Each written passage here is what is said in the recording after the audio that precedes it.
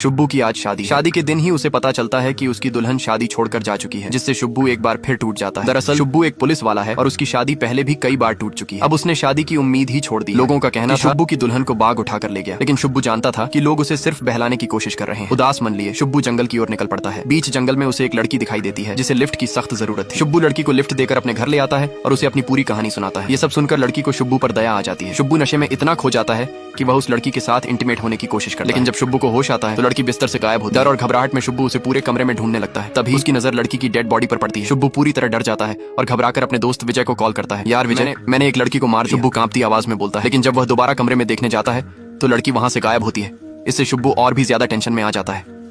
अंजू एक शादीशुदा औरत है, फिर भी अपने एक्स बॉयफ्रेंड अर्जुन के साथ रिलेशन में रहने को तैयार है। दरअसल कुछ महीने पहले ही अंजू के ना चाहते हुए उसकी शादी प्रशांत से हो जाती है, जो अंजू से अधेड़ उम्र का है, जिससे शादी के बाद प्रशांत जैसे चाहे वैसे अंजू से अपनी नीड पूरा करने लगता है। लेकिन अंजू प्रशांत के साथ बिल्कुल खुश नहीं थी। कुछ दिन बाद प्रशांत बहुत बीमार हो जाता है, जिसका फायदा उठाकर अंजू अब रोज अपने एक्स बॉयफ्रेंड अर्जुन से चोरी छुपे गांव से बाहर मिलने जाती है और अर्जुन के घर जाकर उससे पाप करती थी। अगले दिन अंजू को अजीब महसूस होने लगता है, जिससे अंजू को कैलेंडर देखते हुए ख्याल आता है कि उसका मासिक चक्र छूट चुका है। टेस्ट करने पर पता चलता है कि अंजू पेट से है, लेकिन प्रशांत से नहीं बल्कि अपने बॉयफ्रेंड अर्जुन की ओर से। अंजू अर्जुन को बाबू मैं पेट से हूँ कहकर सारी बात बताने लगती है, जिससे अर्जुन अंजू को अपने घर आने को कहता है। फिर सही टाइम पे प्रशांत का तबियत और बिगड़ने लगता है। गांव में बारिश होने के कारण अंजू नाव में प्रशांत को हॉस्पिटल लेती है। प्रशांत अपने आखिरी टाइम में भी अंजू का साथ चाहता था, लेकिन अंजू के दिल में प्रशांत के लिए कोई जगह नहीं थी। अंजू को प्रशांत के जाने पर थोड़ा दुख तो हुआ, लेकिन खुश, क्योंकि अब वो अर्जुन से खुलेआम मिल सकती। अंजू की सास को थोड़ा सा शक होने लगा कि अंजू पेट से है। अब प्रशांत के चले जाने पर अंजू उदास तो हुई पर थोड़ा खुश भी है, क्योंकि अब वो अपने बॉयफ्रेंड अर्जुन से बिंदास बात कर सकती है और उसके घर जाकर अर्जुन के साथ पाप भी कर सकती है। लेकिन अब अंजू अपने बॉयफ्रेंड अर्जुन की ओर से प्रेग्नेंट भी है। फिर अंजू की सास को पता चल जाता है अंजू माँ बनने वाली है, जिससे उसकी सास बहुत खुश होती है। लेकिन एक दिन जब अंजू काम कर रही होती है तब अर्जुन का कॉल आता है, जिससे अंजू की सास समझ जाती है कि अंजू का किसी और महापुरुष के साथ टाका भिड़ा है और उसे ये भी लगता है कि अंजू के पेट में पल रहा बेबी भी किसी और का है। अंजू जब भी उदास होती चोरी छुपे नदियां पार अपने बॉयफ्रेंड से मिलकर चली आती और जब घर आती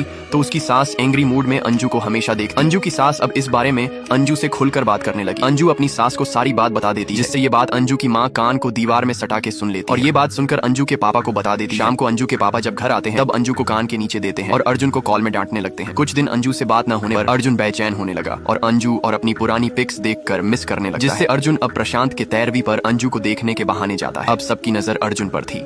लड़की अपने बैग से एक अजीब सा यंत्र निकालती है, फिर उसे जमीन पर पटक देती है। यह देखकर आदमी हैरान था, क्योंकि वो समझ नहीं पाता कि लड़की आखिर क्या चाहती है। फिर वो यंत्र के पास जाकर खड़ी हो गई और आदमी को अपने पास बुलाती है। हवस में अंधा होकर वो उसके पास चला जाता है। तभी आश्चर्यजनक रूप से यंत्र में से एक टेंट निकलता है। इसके बाद आदमी ने उसे गलत तरीके से छूने की कोशिश की, लेकिन वो यह नहीं जानता कि लड़की एक शातिर चोरनी है। फिर उसने अपने हाथ के यंत्र से एक विशेष प्रकार की गंध छोड़ी, जिससे आदमी बेहोश होने लगा। इसके बाद लड़की टेंट से बाहर निकल आती है और वहाँ रखी हुई सभी कीमती चीजों को चुरा लेती है। तभी आदमी के गुंडे आ जाते हैं। यह देखकर लड़की वहाँ से भागती है और आदमी गुस्से में उसे पकड़ने के लिए पीछे जाता है। इधर लड़की को छुपने की जगह नहीं मिलती तो वो अपने बैग से एक जादुई चादर निकालती है, जिससे लड़की उन गुंडों के लिए अदृश्य हो जाती है। दो लोग अपनी पूरी ताकत लगाकर मोटी लोहे की चेन खींचते हैं। अचानक उनके पीछे से ऊंचा पानी का फव्वारा उठता है। जब वे पीछे मुड़कर देखते हैं तो पानी में से एक विशाल पूंछ बाहर निकलती है। असल में यह लोग जिस पे खड़े हैं वह कोई पत्थर नहीं बल्कि एक भेल है, जो धीरे धीरे अपने शरीर को फैलाती है। अगले ही पल भेल आसमान में उड़ने लगती है। एक जादूगरनी लोहे की चेन पकड़कर भेल की दिशा नियंत्रित कर रही होती है, जबकि बाकी लोग आराम से सूर्यास्त का नजारा देख रहे होते हैं। जल्द ही वे बर्फीले पहाड़ों के ऊपर पहुंच जाते हैं। भेल को चला रहा योद्धा ठंड से कांपने लगता है। यह देखकर बाकी लोग जल्दी से गर्म कपड़े पहन लेते हैं। जैसे ही वे अपनी मंजिल के करीब पहुंचते हैं, योद्धा भेल को धीमा करने के लिए चेन खींचता है। जमीन पर उतरने का तरीका बहुत ही अनोखा होता है। योद्धा एक एक करके जादूगरनी और महिला को उठाकर नीचे फेंक देता है और खुद भी नीचे आ जाता है, लेकिन तभी भेल अपना नियंत्रण खो देती है और सीधा बर्फीले पहाड़ की ओर बढ़ने लगती है। यह देख एक आदमी पूरी ताकत लगाकर चेन खींचता है और अंत में भेल को बचाने में सफल हो जाता है। फिर वह खुद भी भेल के शरीर के सहारे धीरे धीरे फिसलता हुआ सुरक्षित जमीन पर पहुंच जाता है।